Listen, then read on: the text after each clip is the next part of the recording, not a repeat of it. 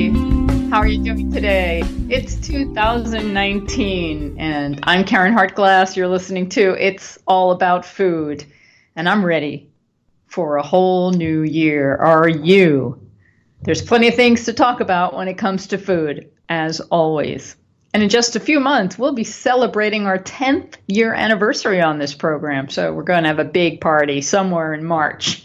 Everybody's invited right here, online, in cyberspace, celebrating It's All About Food. I wanted to tell you a couple of things before I bring on my two guests and get started with the main event for today. Number one, I just heard that the Progressive Radio Network now has a voicemail line. Do you know that number? 862-800-6805. 862-800-6805. And here's an opportunity for those of you who are listening in the future, hello out there in the future, and want to make a comment or have a question. Of course, you can always send me an email at info@realmeals.org, but maybe you want your voice to be heard, and you can do it through the Progressive Radio Network at this phone number. And then when you give your name, the show, It's All About Food, and your question, I'll be able to respond to it at the next show. So I hope you take advantage of this. This is really a new, fun option. The next thing I wanted to mention, you may remember my friend Michael Boss. He's been on this program. I featured him a while back with an audio program, and then there was a partner video program on my nonprofit website, responsibleeatingandliving.com. And he is the owner of the Sonoma Horticulture Nursery. It's a historic nursery in Sebastopol, California. It's a rare gem. It's 7.5 acres. It's stunning. It has rhododendrons all throughout the woods. It's just an amazing place. Azaleas, all kinds of things. And I'm mentioning it because he's looking for a partner. He's looking for people who are passionate about plants that can help turn the Sonoma Horticulture Nursery into a thriving enterprise. And of course, there's edible plants there, long-lived edible plants for sustainable gardens. And if this sounds exciting or interesting to you, and maybe you have some financial means to invest, you can send me an email at info@realmeals.org, and I will send you to the right place. It's really a paradise. It's amazing, and we want to keep it going. All right, then, let's talk about being humane. I am going to bring on my two guests, Hope Bohanec and Justin Van Kleeck. A little bit about both of them. Hope has been active in animal protection and environmental activism for over 25 years and published the book, The Ultimate Betrayal, Is There Happy Meat? We talked about that book on this program. She is nationally recognized as a leader and speaker in the animal protection movement and serves as projects manager for United Poultry Concerns. Hope is also the executive director of Compassionate Living, a Sonoma County, California-based vegan advocacy organization. And before this, Hope offered her organizational talents as the campaigns director at In Defense of Animals. She's the primary organizer at the United Poultry Concerns annual Conscious Eating Conference at UC Berkeley, as well as the Sonoma County VegFest and the Berkeley Earth Day. I was at the Berkeley Earth Day once. And Justin Van Kleeck has a PhD in English and is a freelance writer, educator, and community organizer. Justin spends most of his time working at the Triangle Chicken Advocates Micro Sanctuary, which he and his wife founded in 2014, and which inspired them to start the Micro Sanctuary movement later that year. He also founded and contributes to the radical vegan blog, Striving with Systems. Justin is also serving on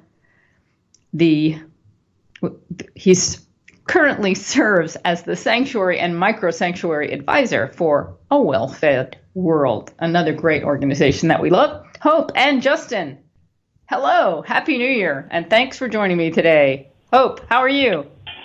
I'm great. Thanks for having us on, Karen. I'm excited to hear what both of you are working on. And Justin, are you with us? Yes, hi, thank you. Okay.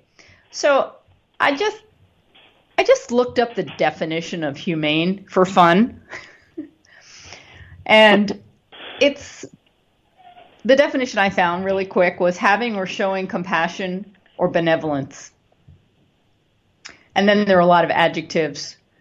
Unfortunately, sometimes I think humane means like coming from humans, and we're not always very compassionate or benevolent.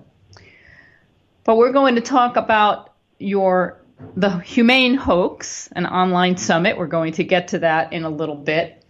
But can we talk about raising animals in a way that people have labeled humane for food?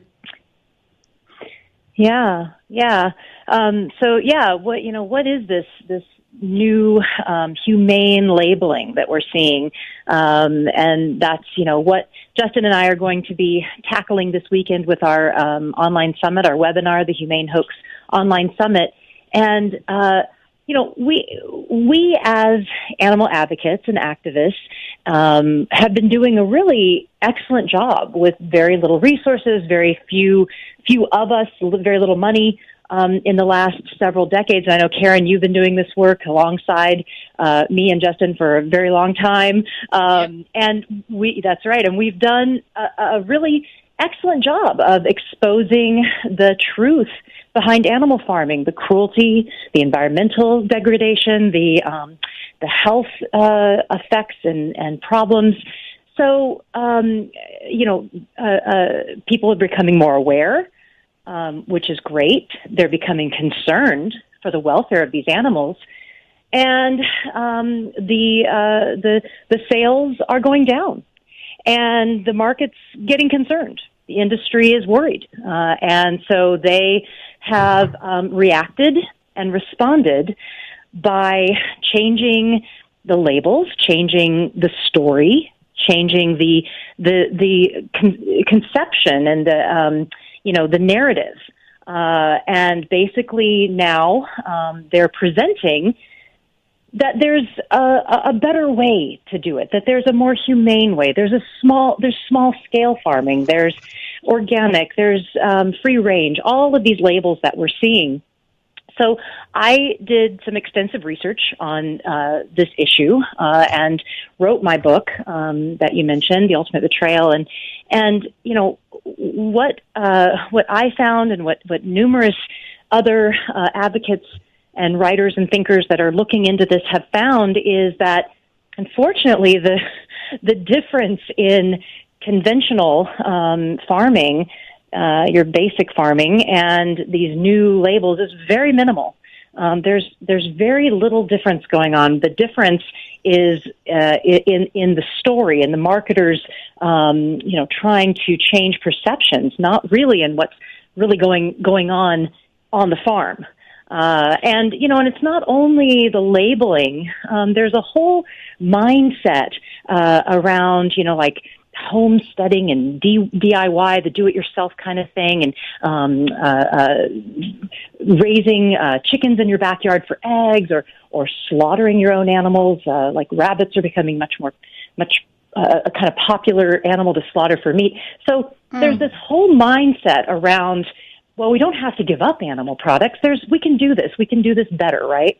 But unfortunately, the reality is that, breeding and raising and slaughtering animals can really never be humane. You cannot commodify someone's body and expect there to be a humane way to do it. And it's interesting that you said the definition of humane, the word actually did come from human, from being human, because we have the capacity to make the choice to be compassionate and to make compassionate decisions. So the word humane actually came from being human. How ironic is that? And look what we're doing to the animals on this planet. Whoa, yes. And I can tell I could hear you breathing. I could hear all of the time and research and frustration and all of your emotion in that very articulate presentation. I thank you for that. I feel your pain.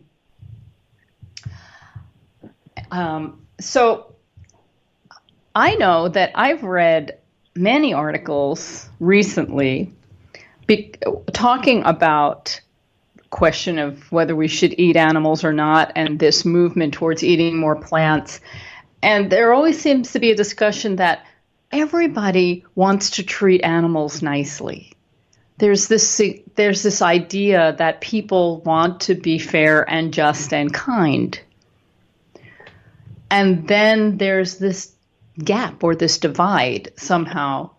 Maybe, and I'm sure the labels contribute to it, but there's just something where people still just want to eat animals. Yeah, that's definitely the case. And I mean, from my experience, having run a farmed animal rescue and sanctuary for 5 years now, I see kind of all dimensions of that phenomenon, and for me, I mean, what I've encountered firsthand is the extent to which people like to feel like the animals that we raise for food are living a nice life. But at the end of the day, what that actually boils down to is the aesthetics of raising animals. It has nothing to do with the ethics of eating animals. And if you actually get to know the history of what these animals have gone through over millennia of being domesticated for the sole purpose of becoming food for humans, you realize that, every moment of their lives is about their final goal of being consumed by one human or another. And that affects every moment of their lives from the moment they're born to the moment that they die. And so, I actually understand, and I can empathize with folks who have seen what happens in large-scale industrial farms and are repulsed by it because it is repulsive. But farmers and marketers have also realized that it's repulsive, and so that's why the humane hoax is such a tricky problem, is because that people are taking that moment of compassion and that moment of awareness, and they're directing people back right into the system of raising and exploiting and killing animals, rather than the other option, which is to stop. Along with running a sanctuary for rescued farmed animals, I've been vegan for almost 20 years now, and it doesn't make any sense to me that that second option isn't, for some reason, on the table, but for some reason it isn't.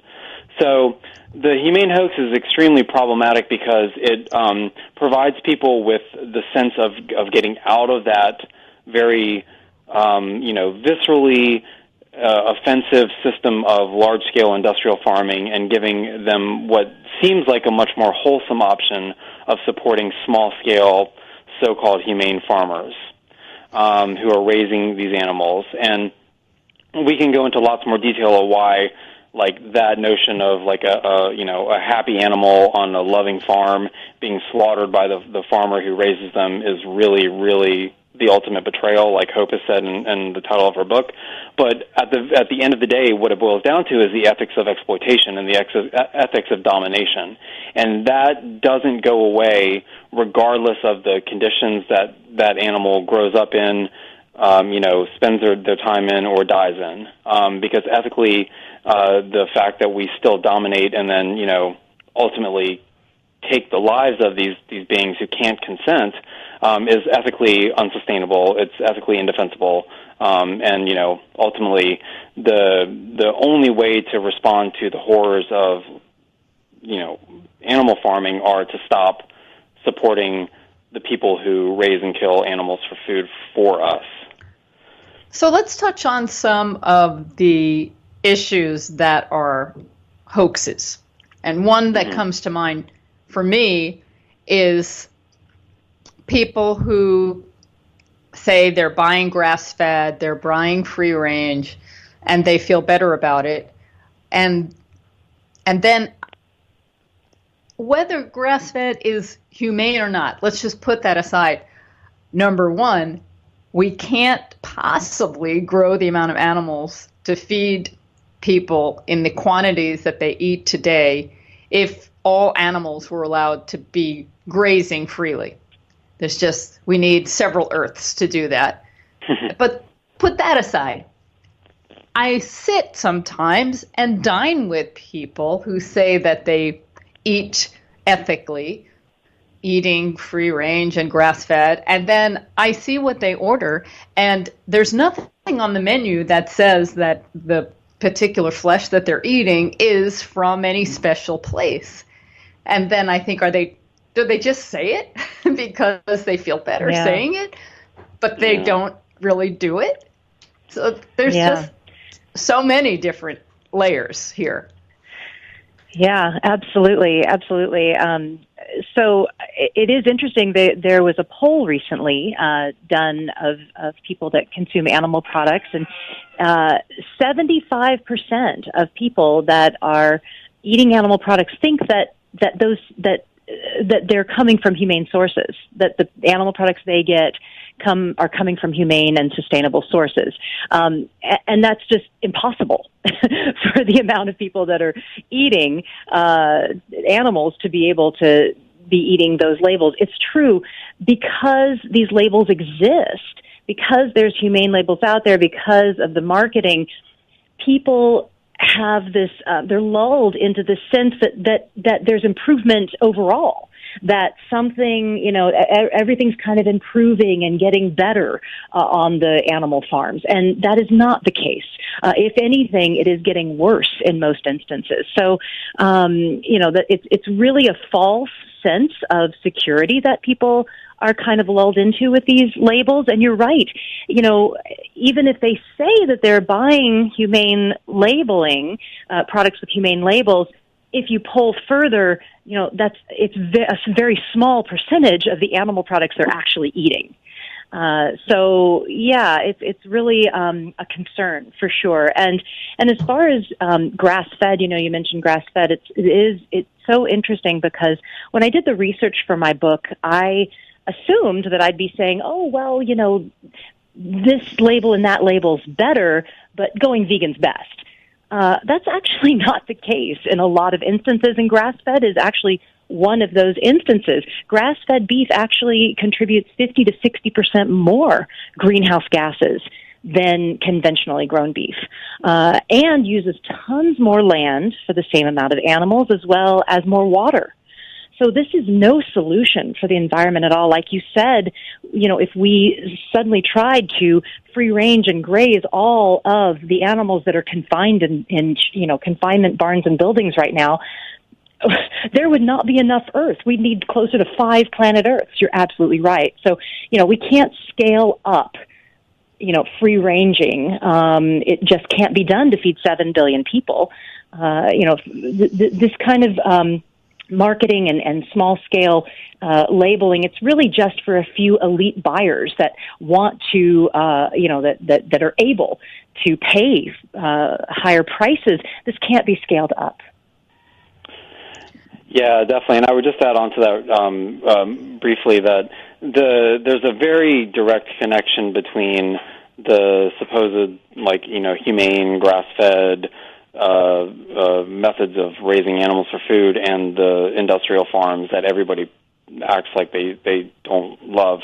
And because just as you mentioned that when you sit down with someone who's eating animal products at a table, they have no idea, the menu doesn't indicate where those animals came from, because if animals remain on the table, they always remain on the table.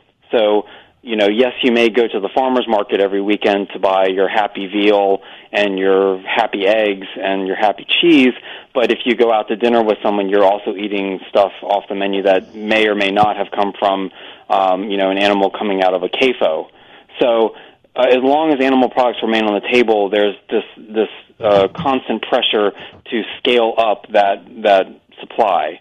And so that's why industrial animal farming becomes a logical conclusion, is because we can't feed the people who want this food in ways that are even feasible without introducing the industrial food complex, and that's where large-scale animal farming comes in. So the points that Hope made are really salient because it's not like you can pick one way of eating an animal product that's wonderful and not also bring in all these other problems that come with it, in addition to those the hidden problems that aren't actually wonderful in the thing that you're eating. Okay, now let's move to the organic standards, because I think that's another label, and the organic standards are very important.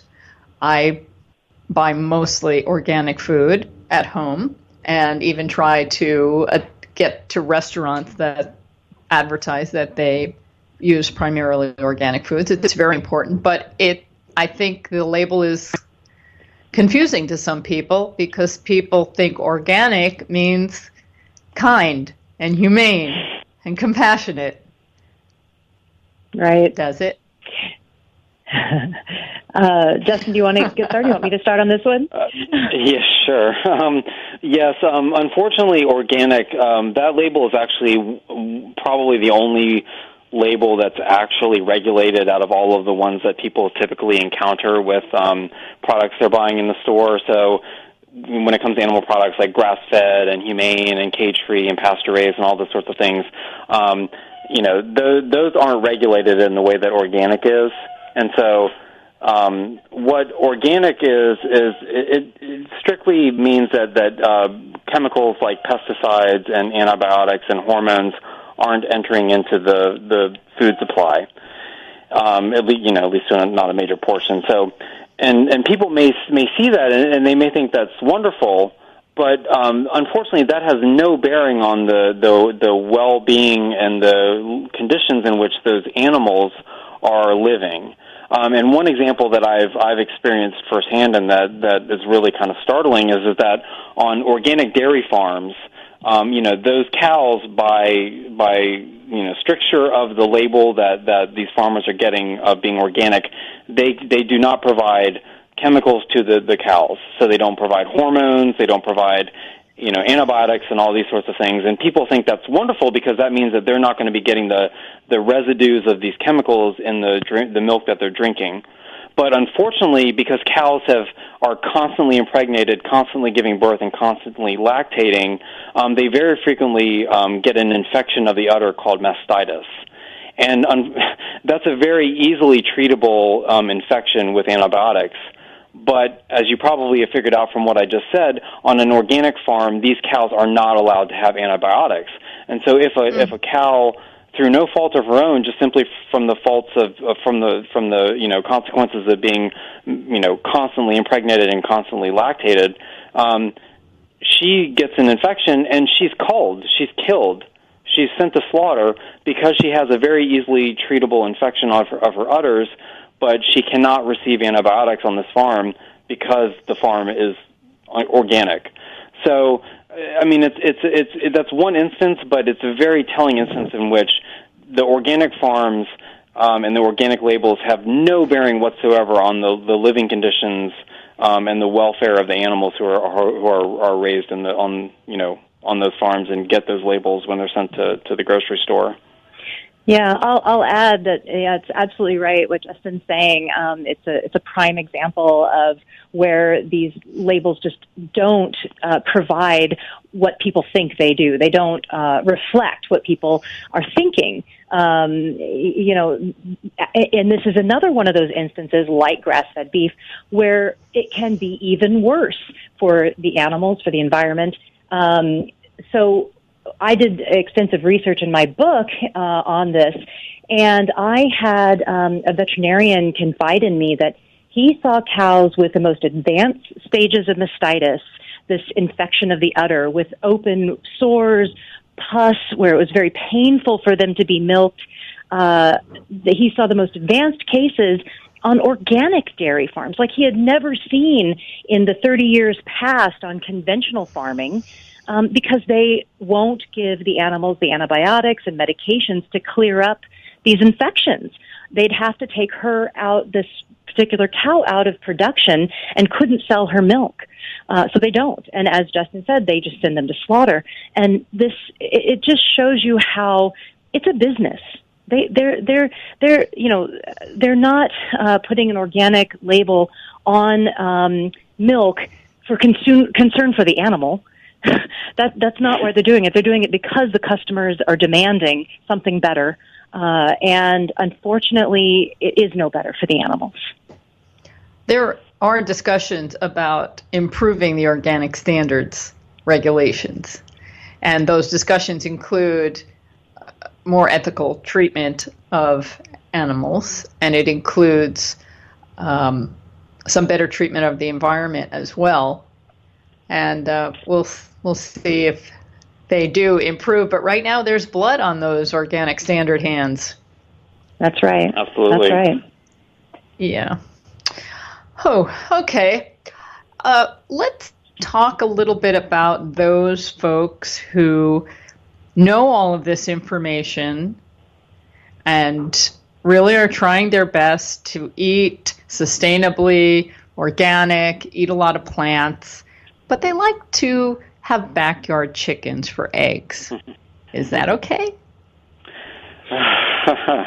Sorry, I was chuckling. I know some people who really love their chickens. No, and so do I, and it's funny because in 5 years of doing chicken rescue that primarily involves backyard chickens, and having rescued hundreds of chickens from these situations, I understand why people think that that's like the pinnacle of the way that we can treat animals is by having a flock of backyard chickens who give us eggs because, eggs just naturally pop out and the chickens are happy running around the backyard and all this sorts of stuff. And I can tell you from experience that that's not the case. And there are a number of reasons why that's not the case, and I'll try to be very brief because I realize we're on a time schedule here and I can talk for hours about it. You can talk as long as you want. Okay. So the first issue is that the very first issue is that let's pause for a moment, not think about the eggs, but think about the roosters. So chickens hatch, like most species, roughly half and half boys and girls. But 99% of the cities and towns that allow people to keep backyard chickens make it illegal for you to keep a rooster. Even if you wanted to keep, dozens of roosters, you could not legally keep one because the moment that a neighbor hears a crow, they're going to call animal control. Animal control is going to be on your door, and they're going to either seize your rooster or tell you that you have 3, 4, 5 days to get rid of that rooster or you're going to be fined. So what my life basically consists of is catching roosters who have been dumped in the woods or finding homes for roosters who have been dumped at shelters because of backyard chicken keeping. Because when somebody buys chicks at a feed store or orders chicks from a hatchery or, has chicks hatch at their own little backyard farm, roughly half of them are going to be males. And, most people just don't want to deal with roosters because they think that they're mean, because they crow, or because they legally can't keep them.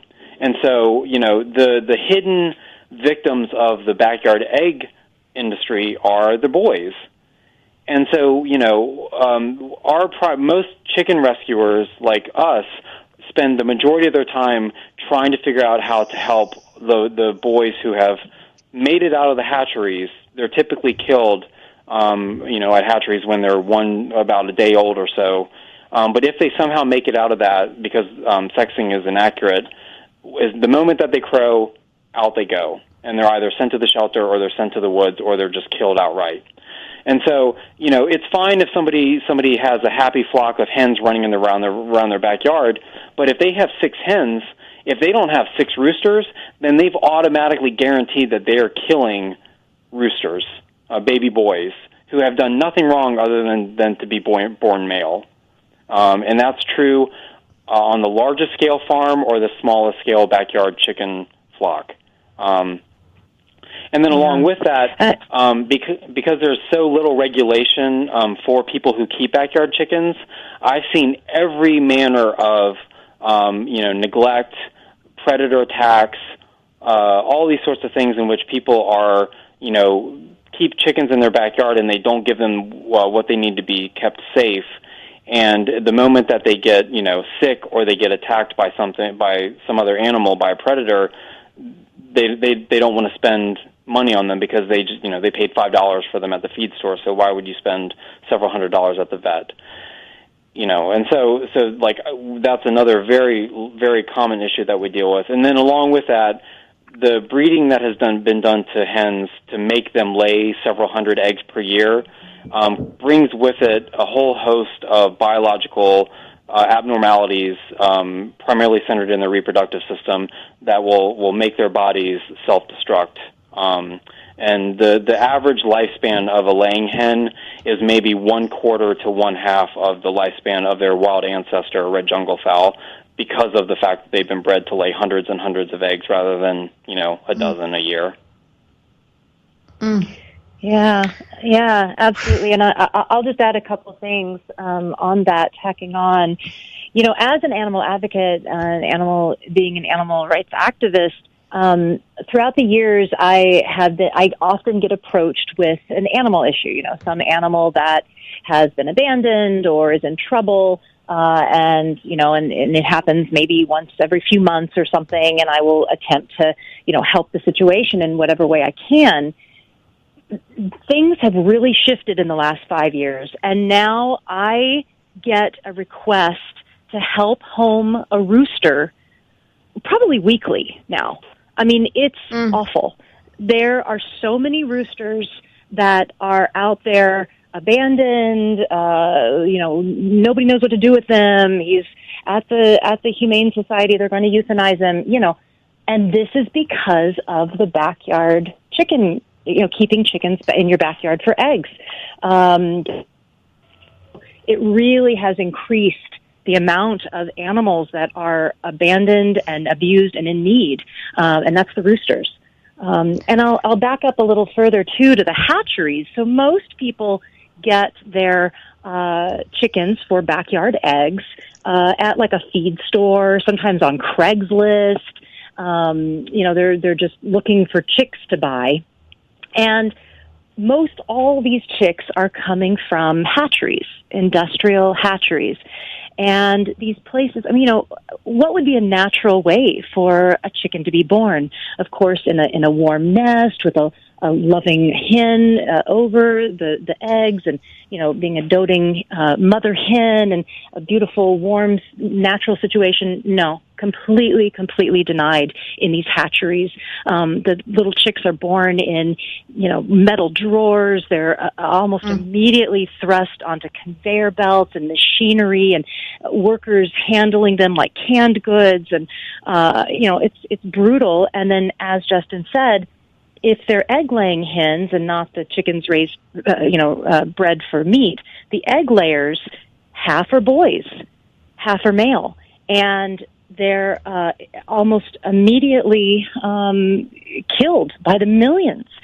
They're going out to the dumpsters. They just take them out live and throw them in the dumpsters to suffocate on the way to their brothers, dying of dehydration and exposure. Some are taken down conveyor belts and dropped into maceration machines, which are huge, like metal blenders, to just grind them up alive. It's absolutely one of the most tragic and horrible things in animal agriculture, and it absolutely connects to eggs. So you never, ever should buy a chick or a chicken from anywhere unless it's a sanctuary or a rescue situation. It's the only way you ever want to get a chicken, because you don't want to give money to these industries and perpetuate the killing of all these males. And if I can just add one more thing. As we're talking, I'm looking out the window and I'm watching 30 roosters run around together as a flock in a yard. All of these roosters have been dumped at a shelter, dumped in the woods, and been caught, by us saving them from a terrible death by predators, terrified in the night. And these roosters are all living together, getting along together, living a wonderful life together. And, yeah, it's a myth that they don't get along or can't get along. Exactly, yeah. And so the backyard farmers perpetuate the lies of the industry about who roosters are, about who these animals are. And I live with them. Like, I see who they are as individuals. And so, what the backyard chicken keepers will tell you is that, their roosters are aggressive and attack them, and they're mean, and they fight constantly. And I'm watching 30 roosters dust bathe together and take sun baths together and call each other over for treats and food. And, the reality of the situation, if you're vegan and you know who these animals are, is so offensive and appalling when you see the way that these farmers talk about them. And that happens at every scale. And so the worth that these animals have and the respect that these animals deserve has nothing to do with what they provide for us for food. And unfortunately, when they become food, they become devalued and they become next to worthless. And, I spend almost every moment of my day watching the reality of these individuals and seeing how much they are truly worth, while listening to backyard farmers tell us how they can't keep a rooster. They don't want a rooster now. So the points that Hope made are really powerful. And my experience, rescuing roosters and watching them coexist together, it really belies the myth that even the smallest scale backyard farmer will spin to you about why they can't have a rooster. I'm thinking recently I was in a suburban neighborhood and I saw a rooster walking around outside of the individual home's grounds, kind of like around the sidewalk, and I never thought what the story might be behind that rooster. And maybe he was just let go. It's not something that's intuitive, and it's such an important point that I'm going to repeat it, and that is the fact that it's pretty much 50-50 male and female when chicks are born, and when you just choose to purchase the female chicks, that you should realize that that number of boy chicks are being destroyed.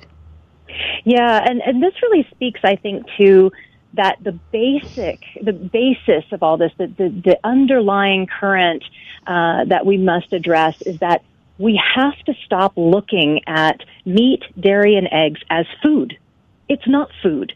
It is the commodification of another sentient animal's body and body parts. We really have to stop looking at eggs as food.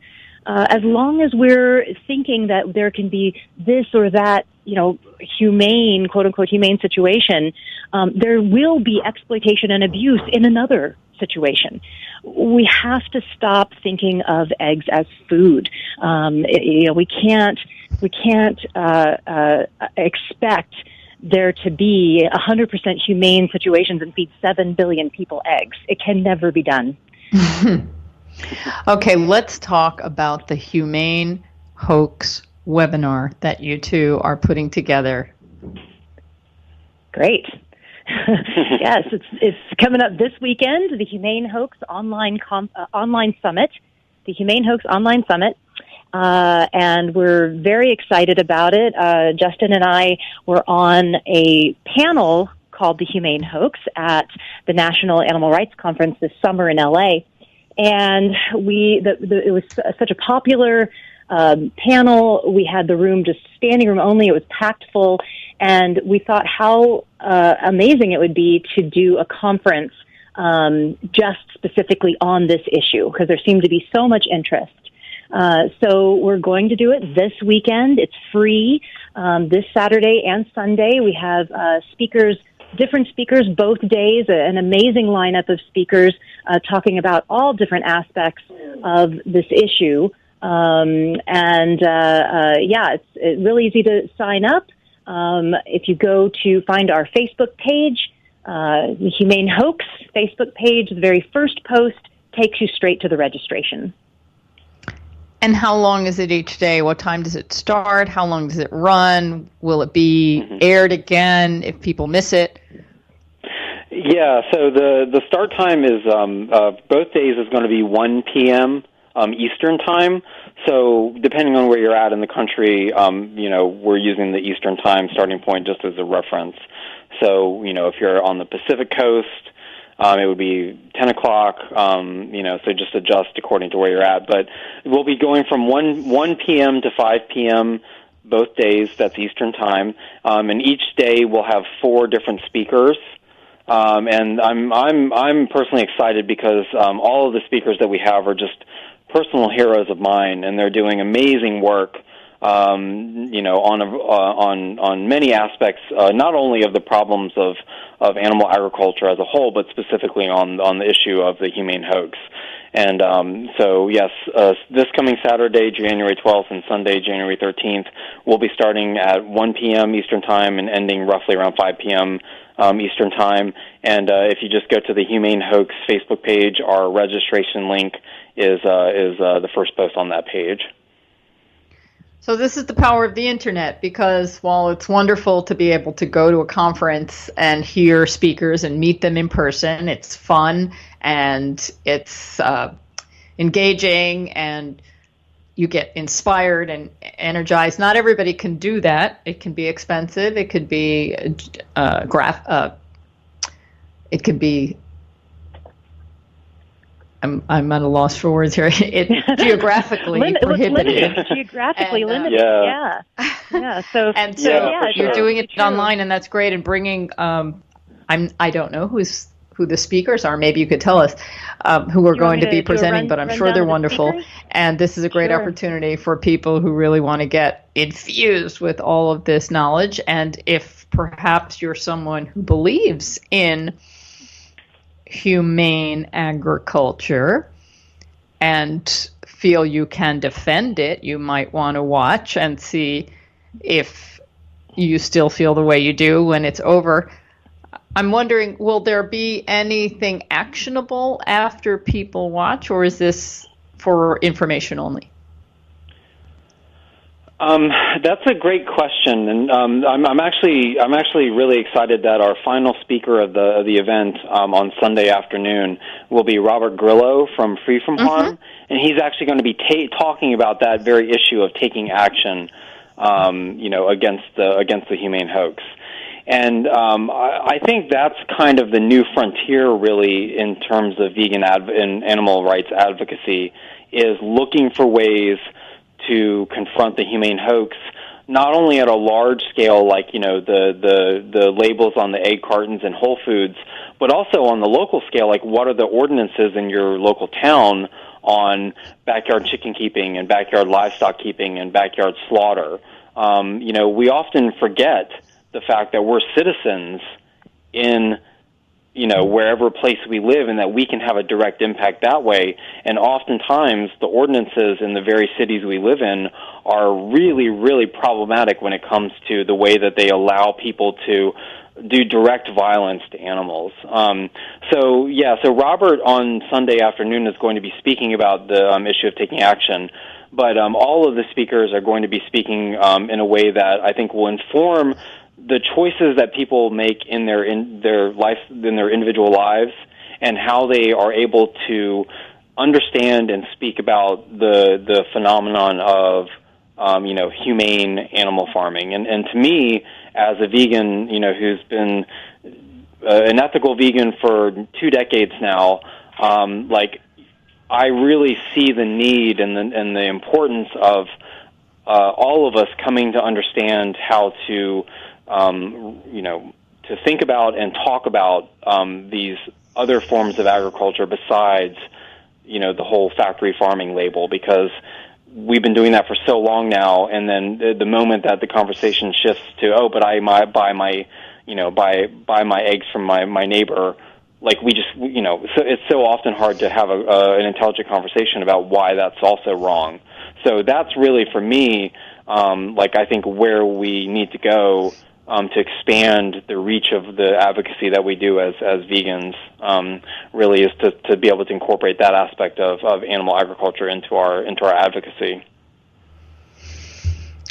Wonderful. Well, I hope this expands the movement. I hope people take advantage of this opportunity and learn a lot and then want to do more about it. It's so important.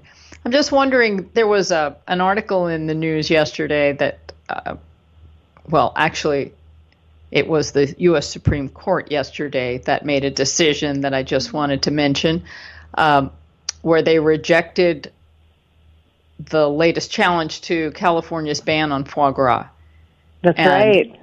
Yeah, it's what's amazing is California started this process by enacting the law in 2004. It didn't go into effect until 2012, and here we are still talking about whether we should do it or not in 2019.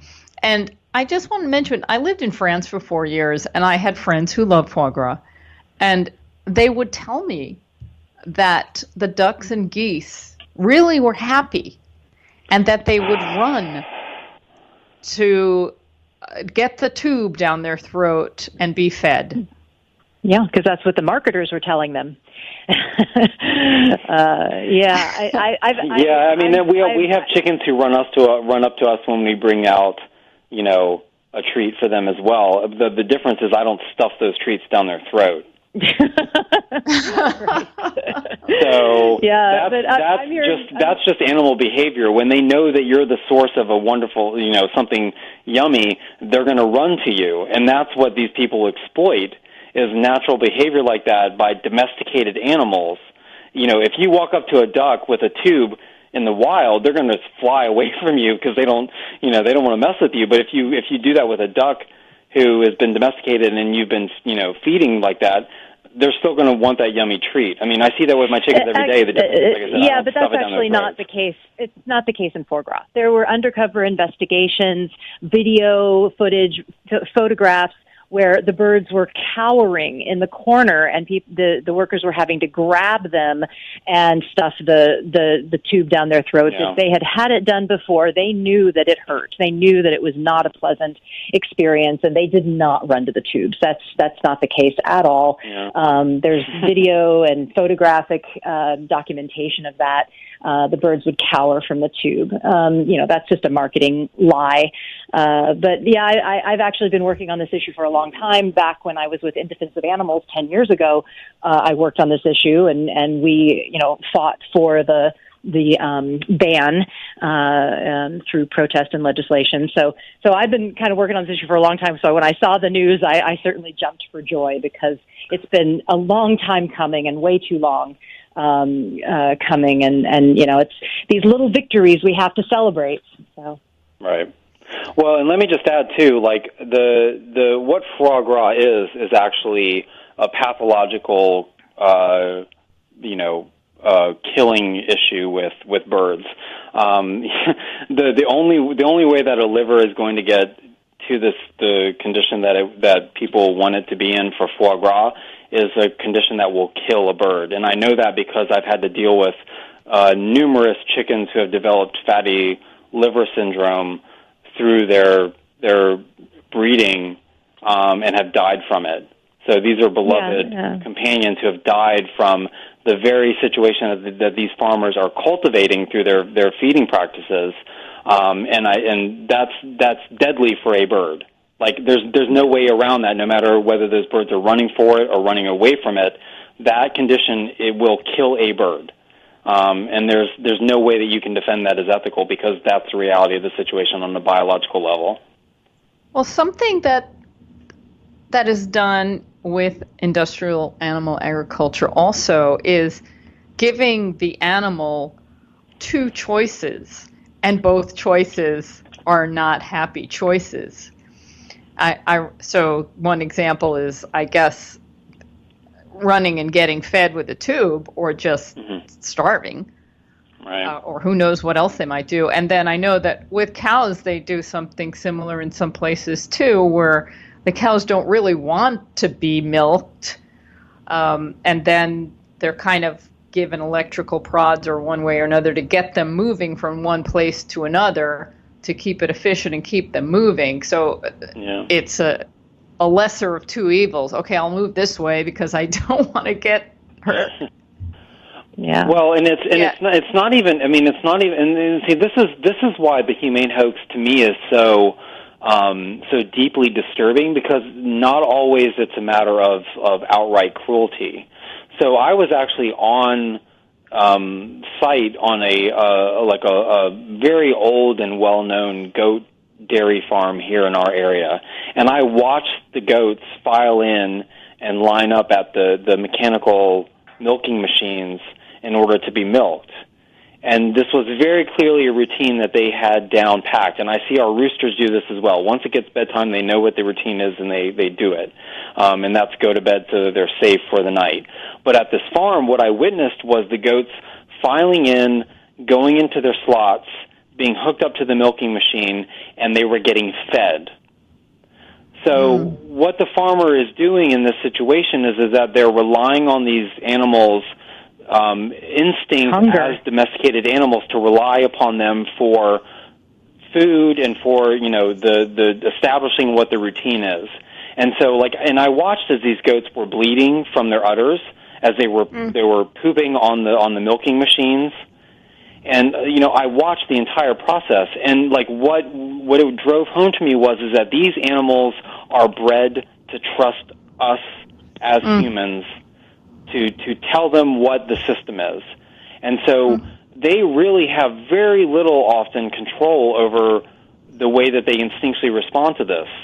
So, but when you associate feeding with coming into this place and being milked, that's taking advantage of this process of domestication and making these animals docile.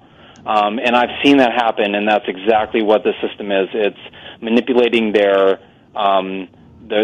breeding as domesticated animals to rely upon us and to rely upon a routine, and then, that's when humans are able to take advantage of them. And this is really the only way that the product that comes from these animals can be made profitable. Treating them in this awful way. I know people want to believe in these places with pretty little goats and organic dairies that the animals are being treated very well, but when there's a profit motive, you really can't trust the process. That's absolutely right. That's what I found in my research for the book, that, there's inherent cruelties that just, even no matter how humane a farm even wants to be, that they can't get around these certain very cruel agricultural standard procedures to be able to make a profit on that product. They have to take the calves away from the mothers in what is a psychologically traumatizing event for both mother and calf to be able to sell the dairy to the public. They have to do that.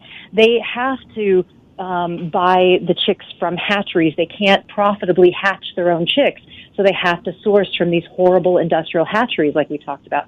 They have to send the whole shed of 1,000 chickens to slaughter at just 2 years old because they have younger birds that are giving more eggs. I mean, there's inherent cruelties that just can't be wished away with a feel-good label. And I think the industry, they realize this, and, they know. And it was interesting to me, too. I saw there were farms here in Sonoma County that would have several sheds of egg-laying hens, and they'd have one shed that all the chickens were in battery cages.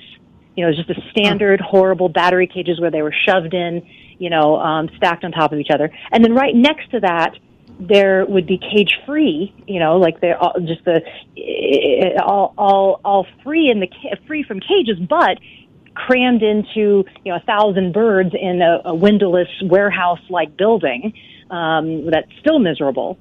And then a third where they had a little bit of access to the outside. Now, what's going on here is that they don't care about the conditions of the animals. If they did, they'd have them all in what they considered the best conditions, right? They'd have them all giving them a little access to the outside. Yeah. But they just want to make money. They wanted a new market and a new product and a new label to be able to make more money. So, they don't care about these animals. It's all a business. It's about making money, and it's about a new We have market. about a minute left.